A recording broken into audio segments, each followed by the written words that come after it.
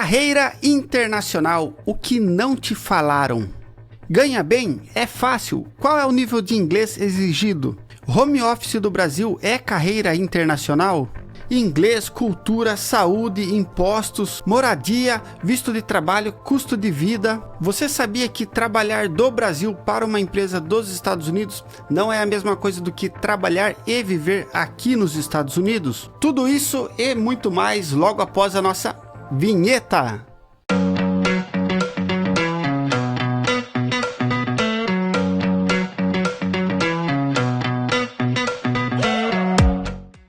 Fala aí pessoal, beleza? Sejam bem-vindos a mais um vídeo sem filtros aqui no meu canal. Meu nome é Bruce Fonseca, eu sou analista de dados aqui nos Estados Unidos, também sou instrutor de SQL, Power BI e Python para análise de dados e eu criei esse canal para deixar você muito bem informado sobre esse nosso universo da análise de dados. E se você quer se manter bem informado, já esmaga o botão do like aqui embaixo, se inscreva e também me siga lá no Instagram, que o conteúdo é muito diferente lá e lá que eu consigo conversar mais com vocês também. Mas deixe seus comentários que eu respondo todo mundo. E agora vamos para o vídeo. E por que trabalhar no exterior é o sonho aí de tantos brasileiros? Afinal de contas, a grama do vizinho sempre parece mais verde, não é mesmo? E isso acontece porque quando a gente pesquisa sobre como é morar fora do Brasil, seja na Europa ou nos Estados Unidos, que seja, a gente encontra uma abordagem muito positiva. Por exemplo, você vai ver pessoas felizes na Disney, em New York, lá vendo a Estátua da Liberdade, esquiando nas montanhas, ganhando em dólar, tudo muito bom mesmo, pessoal. Mas será que isso realmente reflete a vida real?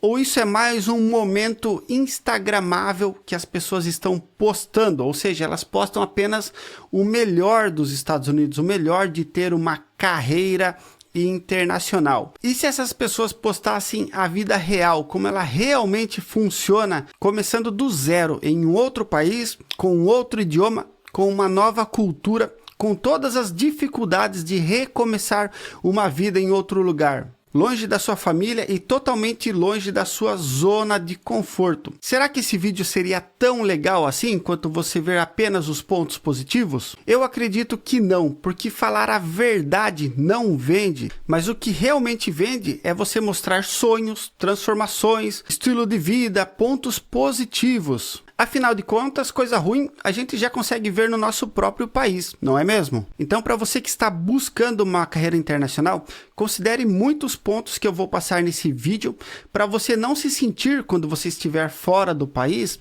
que você foi pego de surpresa, que alguém não te contou os pontos que não são positivos sobre aquele país. Inclusive, até o final do vídeo, eu vou dar a minha opinião de quanto você precisa ganhar para ter uma vida bacana aqui nos Estados Unidos, sem mudar de país e ficar passando necessidade em outro país. Então se liga que é conteúdo de qualidade, é o conteúdo sobre o meu ponto de vista de uma carreira internacional. E vou dar minha opinião se compensa ou não morar aqui nos Estados Unidos. Então me acompanha que tem muito de conteúdo de qualidade nesse vídeo. E a primeira coisa que você precisa saber e considerar é que você trabalhar do Brasil, home office, para uma empresa dos Estados Unidos e Europa, China, Ásia, sei lá, onde quer que seja, não é a mesma coisa do que você trabalhar e viver naquele país onde a empresa está baseada. E isso, pessoal, acontece porque geralmente quando fala de carreira internacional, o primeiro medo de vocês é o idioma, assim como era o meu também. E quando você trabalha para uma empresa fora do Brasil de home office, geralmente você vai ter a maior dificuldade com o idioma mesmo, porque você vai precisar compreender as pessoas que vão passar instruções de trabalho para você e você vai precisar explicar a solução que você desenvolveu para elas. Então, a comunicação, sim, é algo que você deve considerar e a gente vai falar um pouco mais à frente. Mas quando você mora fora do Brasil, o idioma acaba sendo apenas um ponto, pessoal. Vai ter toda a questão cultural e toda a dinâmica, ou seja, a forma que aquele país funciona, a forma que aquele país trabalha, que geralmente é muito diferente do Brasil. que acaba sendo diferente de todos os outros países, como os Estados Unidos, ou países da Europa, ou até Portugal, que tem uma proximidade cultural, tem um idioma favorável e também uma comunidade brasileira muito grande, o que é ótimo para a nossa adaptação naquele país. Para você que está buscando uma carreira internacional, eu diria que com certeza Portugal é a menos impactante, é onde você vai sofrer menos o impacto de começar do zero uma nova vida. E, gente, quando eu falo começar do zero, é começar do zero mesmo. Você vai ter que comprar um sofá, uma cama, criar uma conta no banco, fazer um documento, arrumar um lugar para morar, encontrar um mercado que vende coisas que você é acostumado a comer, aprender como pegar um ônibus, como comprar um carro, alugar um apartamento. Tudo isso, pessoal, é uma carga de estresse muito grande quando você inicia a sua vida em outro país, para qualquer pessoa. E dito isso, com as expectativas um pouco mais alinhadas, digamos assim, se você está buscando uma carreira internacional, vou falar os próximos passos que você deve seguir para considerar a busca por uma carreira internacional. E qual é o primeiro passo, pessoal, para uma carreira internacional? O primeiro passo é você ter uma carreira sólida nacional.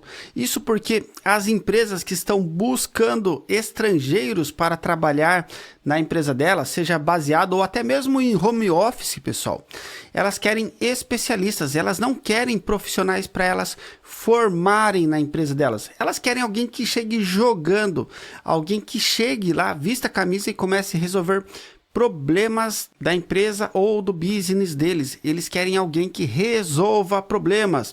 Então, antes de aplicar para uma vaga internacional, a minha sugestão é que você tenha uma carreira sólida no Brasil. Pode acontecer de você conseguir um trabalho do Brasil mesmo sem ter uma carreira sólida no Brasil?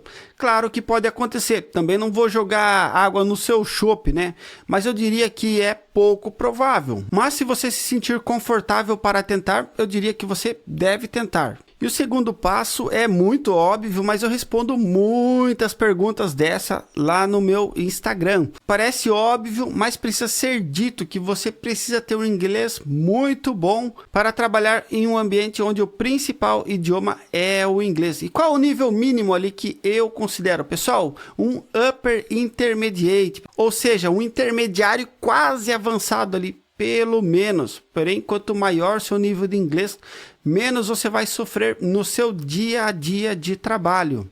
E sinceramente, se você não sabe o que é um Upper Intermediate, eu diria para você estudar mais, mas não leve para o pessoal, leve como uma crítica construtiva. Se você não tem um Upper Intermediate, você não tem um mínimo de inglês para você se comunicar no dia a dia com pessoas do trabalho, discutir sobre projetos, entender demandas e explicar soluções em inglês, que é o que você vai precisar fazer com o seu inglês trabalhando fora do Brasil ou trabalhando no Brasil para uma empresa fora do Brasil. E deixa eu te falar uma coisa, o seu vocabulário no dia a dia, pessoal, é muito diferente do seu vocabulário dentro do trabalho. Geralmente no trabalho as pessoas são mais formais e falam um inglês correto, digamos assim, entre aspas, não muito também, porque eu vejo as pessoas falarem muito errado também. Mas como é algo do dia a dia, você acaba pegando mais fácil aquele vocabulário, as expressões que as pessoas usam no dia a dia e a forma que elas se comunicam também. Porém, quando você sai da empresa, pessoal, você vai lá pegar o trem, o metrô, o ônibus ou pegar seu carro e passar a abastecer, é totalmente diferente do que você vê numa escola de inglês no Brasil, é totalmente diferente do que você vê durante a sua jornada comum de trabalho, pessoal.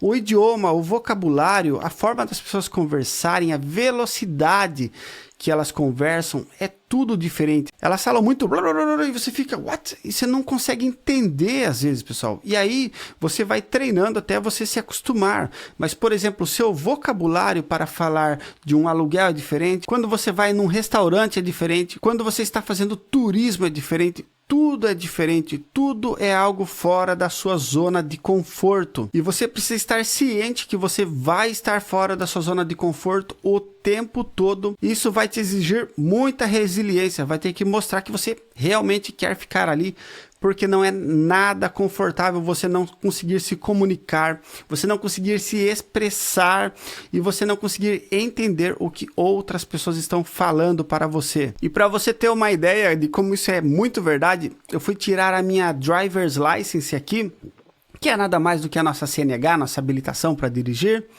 E a moça me fez uma pergunta quando eu estava respondendo o questionário e eu não entendi a pergunta e ela riu alto, ela fez ha. E eu fiquei, né, com cara de bobo, boiando no que ela falou, né?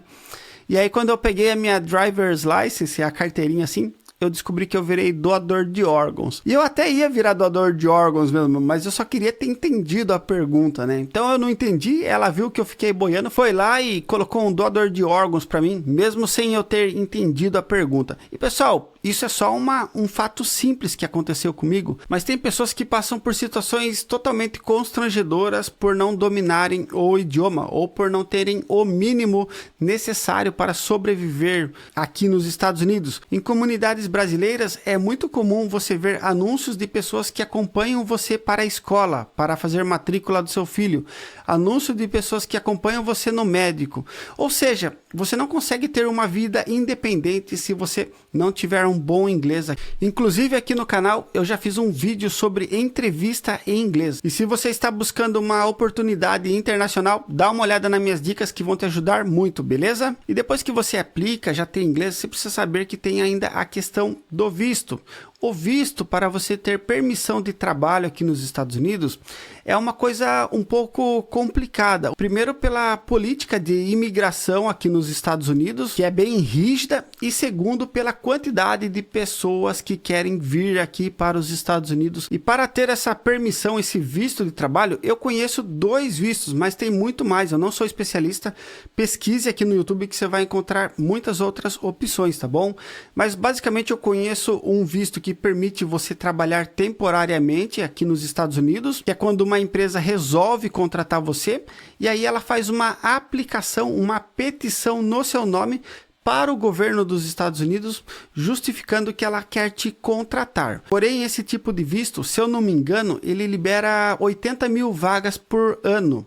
Porém, mais de 500 mil pessoas se inscrevem por ano. E aí o governo dos Estados Unidos, basicamente, ele faz um sorteio, uma loteria mesmo, como eles chamam aqui, para saber se das 500 mil pessoas você vai ser uma das 80 mil pessoas que serão sorteadas para poderem aplicar. Ou seja, você vai ter que ser sorteado para iniciar a sua aplicação, para poder ter autorização a vir trabalhar aqui nos Estados Unidos. Então você precisa contar um pouco com a sorte, além de ter passado por todo o processo de recrutamento. E por isso que acaba sendo um pouco mais difícil de você conseguir uma vaga de trabalho, uma permissão de trabalho aqui nos Estados Unidos. E tem um outro tipo de visto que eu conheço, que é o visto que eu vim para cá, que é o visto de transferência de funcionários entre empresas. Então a empresa tem uma filial lá no Brasil, uma matriz aqui nos Estados Unidos, ela pode transferir o funcionário desde que ele seja um executivo, um gerente ou um especialista em um produto ou um processo da empresa. Isso precisa ser justificado.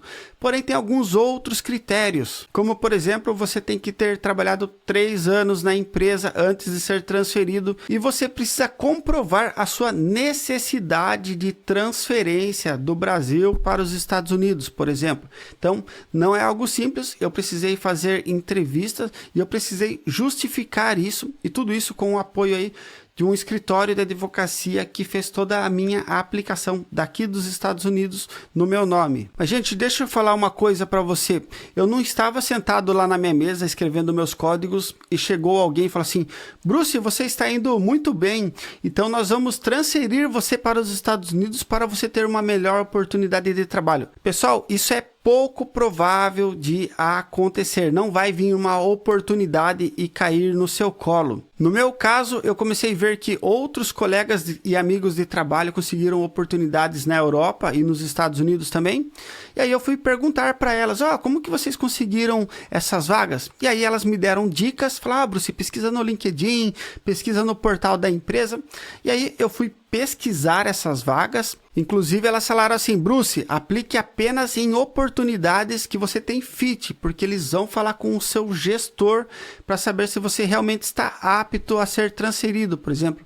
Gente, e foi batata, eu apliquei em 3 vagas, dessas 3 vagas, 2 entraram em contato comigo, sendo do mesmo grupo, e dessas 2, uma avançou o processo. E sim, eu precisei pedir autorização para o meu gerente na época, e ele precisou escrever que ele autorizava eu a participar do processo. Aí eu participei do processo, primeiro com o RH, depois com o meu chefe que me contratou, que era o CFO da divisão que eu trabalhava na época, e depois eu conversei com o vice-presidente da divisão, expliquei, mostrei meus cases, mostrei meu portfólio para eles, mostrei o que eu vinha fazendo no grupo aí nos últimos anos. Eles gostaram muito da minha experiência e do meu portfólio apresentado e resolveram apostar aí na minha vinda para os Estados Unidos. Primeiro eu trabalhei por 5 ou 6 meses home office do Brasil, até sair toda a papelada que eles fizeram a aplicação para mim. E com a papelada em mãos, aí eu me mudei aqui para os Estados Unidos junto com a minha esposa e também trouxemos a nossa cachorrinha, a Amora. E quando você muda para outro país, um fator muito importante é você considerar a sua adaptação naquele país, porque basicamente você vai estar totalmente fora da sua zona de conforto, você vai estar em outro país, com um outro idioma, com uma outra cultura, longe da sua família, longe dos seus amigos, longe do seu convívio social.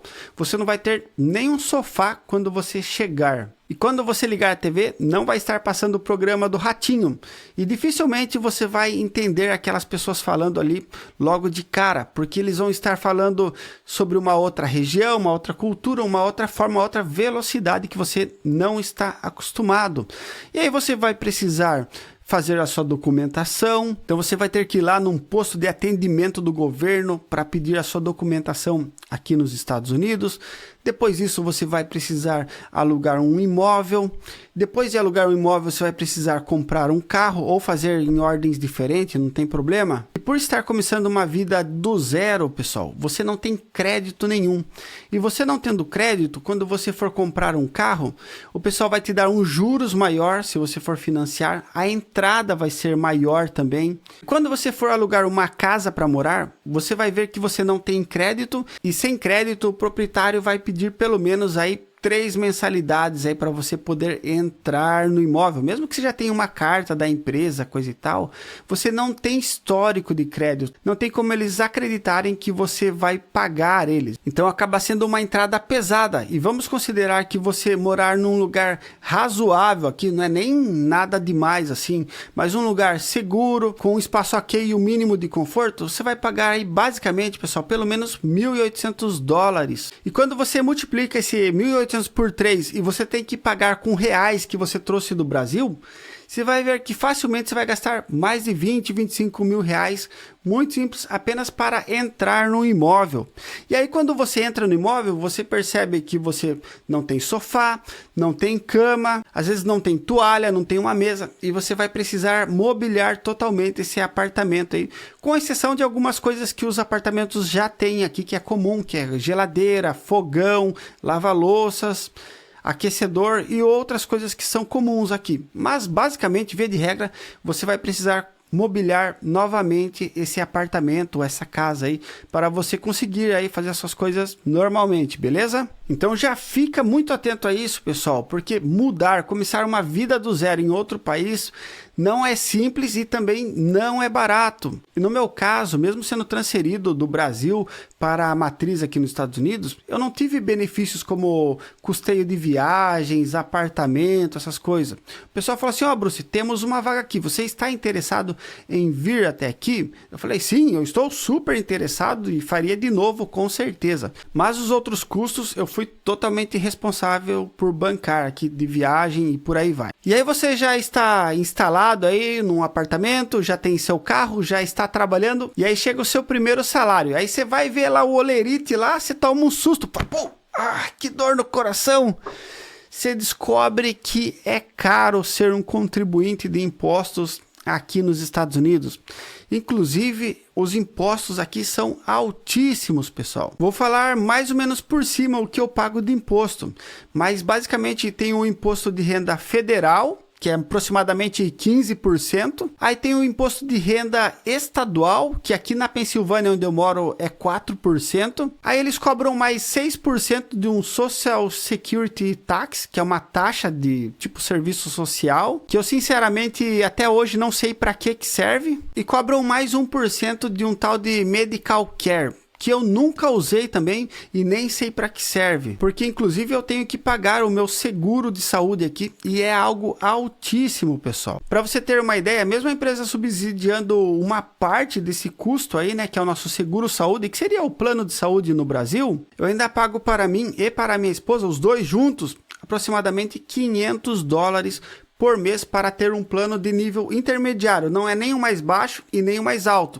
Eu optei por um plano intermediário, que é muito bom, mas é muito caro também, pessoal. E você pagar $500 por mês ali e mais as coparticipações de quando você usar esse serviço, acaba sendo muito pesado. Por exemplo, se você for em uma emergência médica, você vai pagar uma coparticipação de $500. Isso é muito pesado, pessoal. Se você for fazer exames médicos, você vai pagar coparticipação. Cada vez que você usar esse serviço, você vai pagar coparticipações. E outra coisa que você deve considerar também é que você acabou de chegar no país e você vai lá e tira a sua habilitação novamente. E aí eles não vão considerar o seu tempo de habilitação no Brasil. Eles vão considerar que você acabou de tirar a sua habilitação. E consequentemente o seu seguro de carro vai ser altíssimo por causa disso. E pelo que me falaram aqui, vai pelo menos 2 anos de habilitação para começar a baixar o meu seguro aqui. Mas eu sempre tento ligar na seguradora lá e pedir para eles abaixarem. O troco de seguradora às vezes acaba ajudando também. E o que a seguradora me falou, que isso vai começar a melhorar a partir do meu 2º ano de habilitação. Então eu já tenho quase 2 anos de habilitação aqui. Depois desse período de 2 anos começa a baixar, porque eles vão ver o meu histórico. E por enquanto estou sobrevivendo aí sem graves infrações na minha habilitação aí. E quanto eu acho que precisaria para um casal ter uma vida ok aqui, sem precisar ter aperto, né? Ficar passando apertado, né? Você não vai sair do Brasil para ficar passando necessidade aqui nos Estados Unidos. Tem que sair para ter um bom salário, para ter uma vida confortável, uma vida digna. Concordam comigo? Então, quanto que eu considero, e também eu fui buscar ajuda perguntando para o meu amigo Renato Hideki, do canal Renato Hideki USA. Procurem lá que é excelente o canal dele, é meu amigo. E ele respondeu algo muito parecido, pessoal, que seria aí a partir de uns $5.000 por mês, mas eu entendi que seriam $5.000 líquido, que seria basicamente, pessoal, você ter um salário anual de $100.000, e aí depois que você desconta todos esses impostos e taxas, plano de aposentadoria, seguro saúde, você vai ficar ali mais ou menos ali com uns 60, 65 mil líquidos, que quando você divide por 12, dá aproximadamente ali 5 mil e poucos dólares por mês. E como eu já disse antes, o custo de vida aqui não é barato, e tenha como base nisso o próprio custo do apartamento. Desses 5 mil dólares, 2 mil já vão para o aluguel do apartamento, mais as despesas mensais, mais seguro do carro, mais o próprio carro parcelado, mais mercado, combustível, outras despesas e até ter um pequeno lazer. Considero que 5 mil líquidos seria um salário razoável e 100 mil dólares brutos anuais seria um salário bacana para um analista de dados aqui. Tendo em vista que eu vejo que o mínimo para um analista de dados sênior aqui é em 70 mil, você conseguindo algo ali perto dos 100 mil, o que é algo muito comum, porque um analista de dados aqui vai até 150 mil, mais ou menos, pelo que eu tenho acompanhado, de 70 a 150 mil dólares anuais. 100 mil você vai conseguir ter esse nível mínimo de qualidade aí, que você vai conseguir viver bem aqui. E falando todos esses pontos, pessoal, compensa morar aqui nos Estados Unidos? Compensa ter uma carreira internacional, deixar o seu país, o conforto que você vive já no Brasil, para tentar algo e começar do zero aqui nos Estados Unidos? Bom, a minha opinião, segundo a minha experiência, que é o que eu compartilho com vocês, desde que seja para ter um bom salário, que você consiga viver sem ficar muito apertado, que você consiga desfrutar o país aqui, que você consiga poder viajar de vez em quando, aproveitar um restaurante, poder ter um bom carro, morar em um lugar ok, com certeza vale a pena, mas eu diria que você sair do Brasil para passar aperto aqui nos Estados Unidos não é algo que eu recomendaria, porque mesmo vindo para cá com um salário legal, você já estará totalmente fora da sua zona de conforto. Porém, depois que você rompe essa zona de conforto, você consegue desfrutar aí de tudo que os Estados Unidos oferece para você. E é por isso que eu tenho a intenção de ficar um bom tempo aqui. Ainda não defini se quero passar o resto da minha vida aqui ou se quero voltar para o Brasil. Mas a verdade é que eu estou aproveitando muito essa minha experiência de carreira internacional aqui nos Estados Unidos. E essa foi a minha opinião, meu ponto de vista e meus conselhos para você que está buscando aí uma oportunidade fora do Brasil, mas ainda não sabia desses pontos que você deve levar em consideração quando pensar em uma carreira internacional. Não deixe de curtir, compartilhar e se inscrever aqui no canal para apoiar o trabalho do tio dos dados aqui, beleza? O meu muito obrigado, até mais, tchau, tchau!